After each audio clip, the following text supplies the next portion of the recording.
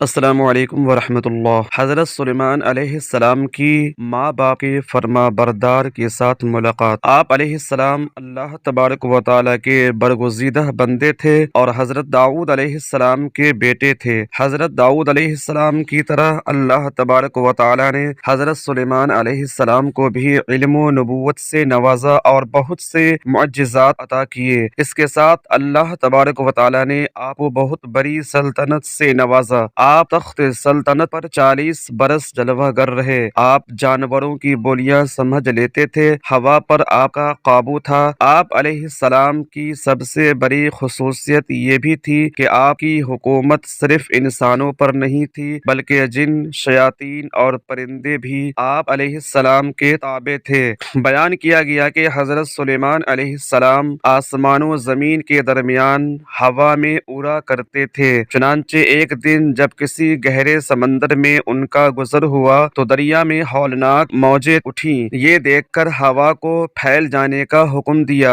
اور جناتوں کو دریا میں غوطہ لگا کر نیچے کا حال معلوم کرنے کا کہا۔ جب حضرت سلیمان علیہ السلام کے حکم سے جنوں نے دریا میں غوطہ لگایا تو اس میں موتی کا ایک ایسا چمکدار قبا تھا دیکھا جس میں کوئی دروازہ نہ تھا۔ حضرت سلیمان علیہ السلام کو اس کی خبر دی گئی تو انہوں نے اس قبا کو سمندر سے لانے کا حکم فرمایا۔ چنانچہ جنات نے اس کو سمندر سے نکال کر حضرت سلیمان علیہ السلام کے سامنے پیش کیا، جس کو دیکھ کر انہیں بہت تعجب ہوا اور اللہ تعالیٰ سے دعا کی جس سے اس قبا کا دروازہ کھل گیا۔ تو حضرت سلیمان علیہ السلام نے دیکھا کہ اس میں ایک نوجوان اللہ تبارک و تعالیٰ کے سامنے سجدے میں ہے۔ تو حضرت سلیمان علیہ السلام نے اس سے دریافت کیا کہ تم فرشتے ہو یا جن؟ تو اس نوجوان نے جواب دیا کہ میں انسان کی جنس سے ہوں۔ اس کے بعد حضرت سلیمان علیہ السلام نے دریافت فرمایا، آخر یہ بزرگی اور فضیلت تجھے کیوں کر حاصل ہوئی؟ اس نوجوان نے عرض کیا کہ حضرت مجھے یہ فضیلت والدین اور ان کے ساتھ حسن سلوک کے سبب حاصل ہوئی ہے۔ میں اپنی ضعیف والدہ کو اپنی پر لادے رہتا تھا اور ان کی دعا تھی کہ اے میرے معبود تو اس کو سعادت عطا فرما کہ میرے مرنے کے بعد اس کا مقام ایسی جگہ میں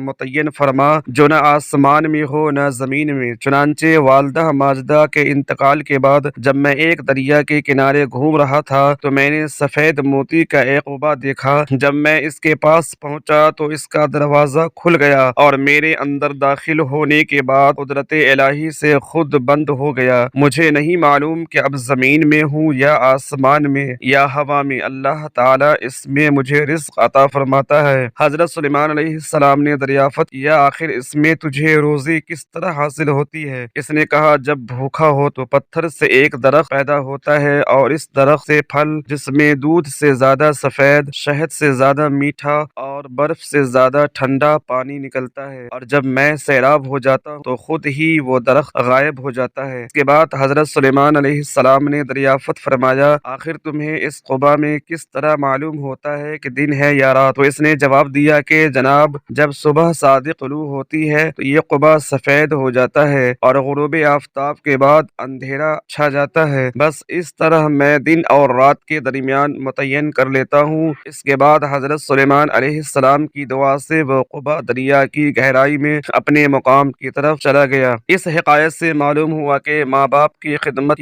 کس قدر عظمت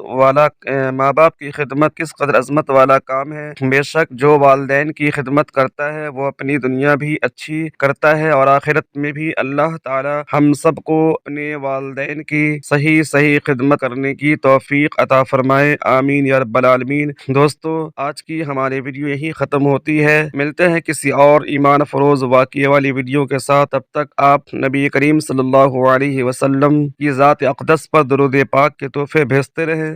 حضرات، یہ ویڈیو اگر آپ کو اچھی لگی تو اس چینل کو سبسکرائب کر لیں تاکہ آنے والی ویڈیو کا نوٹیفیکیشن آپ کو بر وقت مل سکے۔ اللہ تعالی ہم سب کا حامی و ناصر ہو، آمین۔ السلام علیکم ورحمۃ اللہ وبرکاتہ۔